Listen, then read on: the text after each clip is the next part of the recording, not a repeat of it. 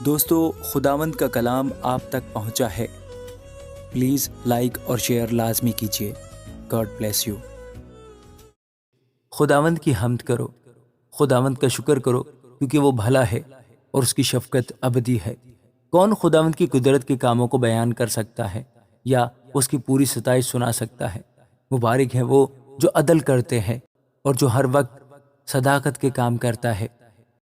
اے خداوند، اس کرم سے جو تو اپنے لوگوں پر کرتا ہے مجھے یاد کر، اپنی نجات مجھے عنایت فرما، تاکہ میں تیرے برگزیدوں کی اقبال مندی دیکھوں اور تیری قوم کی شادمانی میں شاد رہوں اور تیری میراث کے لوگوں کے ساتھ فخر کروں۔ ہم نے اور ہمارے باپ دادا نے گناہ کیا، ہم نے بدکاری کی، ہم نے شرارت کے کام کیے۔ ہمارے باپ دادا مصر میں تیرے عجائب نہ سمجھے، انہوں نے تیری شفقت کی کثرت کو یاد نہ کیا، بلکہ سمندر پر یعنی بحر کلثم پر باغی ہوئے۔ تبھی اس نے ان کو اپنے نام کی خاطر بچایا تاکہ اپنی قدرت ظاہر کرے۔ اس نے بحر کلثم کو ڈانٹا اور وہ سوکھ گیا۔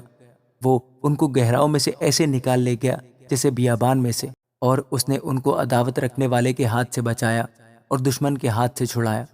سمندر نے ان کے مخالفوں کو چھپا لیا، ان میں سے ایک بھی نہ بچا۔ تب انہوں نے اس کے قول کا یقین کیا اور اس کی مدح سرائی کرنے لگے۔ پھر وہ جلد اس کے کاموں کو بھول گئے اور اس کی مشورت کا انتظار نہ کیا، بلکہ بیابان میں بڑی ہرس کی اور صحرا میں خدا کو آزمایا۔ سو اس نے ان کی مراد تو پوری کر دی، پر ان کی جان کو سکھا دیا۔ انہوں نے خیمہ گاہ میں موسیٰ پر اور خداوند کے مقدس مرد ہارون پر حسد کیا، سو زمین پھٹی اور داتن کو نگل گئی اور ابیرام کی جماعت کو کھا گئی، اور ان کے جتھے میں آگ بھڑک اٹھی اور شعلوں نے شریروں کو بھسم کر دیا۔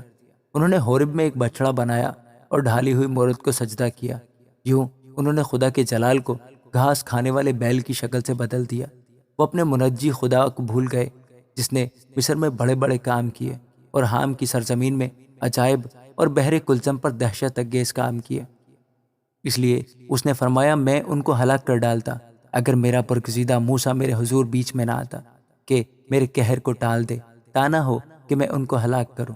اور انہوں نے اس سہانے ملک کو حقیر جانا اور اس کے قول کا یقین نہ کیا، بلکہ وہ اپنے ڈیروں میں بڑبڑائے اور خداوند کی بات نہ مانی۔ تب اس نے ان کے خلاف قسم کھائی کہ میں ان کو بیابان میں پست کروں گا اور ان کی نسل کو قوموں کے درمیان گرا دوں گا، اور ان کو ملک ملک میں تتر بتر کروں گا۔ وہ بال فغور کو پوجنے لگے اور بتوں کی قربانیاں کھانے لگے۔ یوں انہوں نے اپنے اعمال سے اس کو خشمناک کیا اور وبا ان میں پھوٹ نکلی۔ تب فنہاس اٹھا اور بیچ میں آیا اور وبا رک گئی، اور یہ کام اس کے حق میں پشت در پشت ہمیشہ کے لیے راست بازی گنا گیا۔ انہوں نے اس کو مریبہ کے چشمہ پر بھی خشمناک کیا، اور ان کی خاطر موسیٰ کو نقصان پہنچا، اس لیے کہ انہوں نے اس کی روح سے سرکشی کی، اور موسیٰ بے سوچے بول اٹھا۔ انہوں نے ان قوموں کو ہلاک نہ کیا جیسا خداوند نے ان کو حکم دیا تھا، بلکہ ان قوموں کے ساتھ مل گئے اور ان کے سے کام سیکھ گئے اور ان کے بتوں کی پرستش کرنے لگے جو ان کے لیے پھندا بن گئے۔ بلکہ انہوں نے اپنے بیٹے بیٹیوں کو شیاطین کے لیے قربان کیا اور معصوموں کا یعنی اپنے بیٹے بیٹیوں کا خون بہایا، جن کو انہوں نے کنعان کے بتوں کے لیے قربان کر دیا، اور ملک خون سے ناپاک ہو گیا۔ یوں وہ اپنے ہی کاموں سے آلودہ ہو گئے اور اپنے فعلوں سے بے وفا بنے۔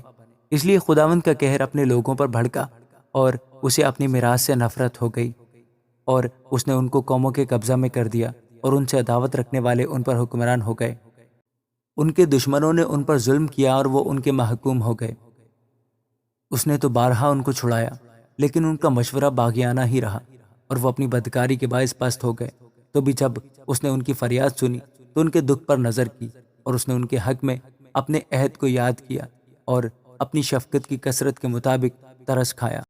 اس نے ان کو اسیر کرنے والوں کے دل میں ان کے لیے رحم ڈالا۔ اے خداوند ہمارے خدا، ہم کو بچا لے اور ہم کو قوموں میں سے اکٹھا کر لے، تاکہ ہم تیرے قدوس نام کا شکر کریں اور للکارتے ہوئے تیری ستائش کریں۔ خداوند اسرائیل کا خدا ازل سے ابد تک مبارک ہو، اور ساری قوم کہے آمین۔ خداوند کی حمد کرو۔ آمین۔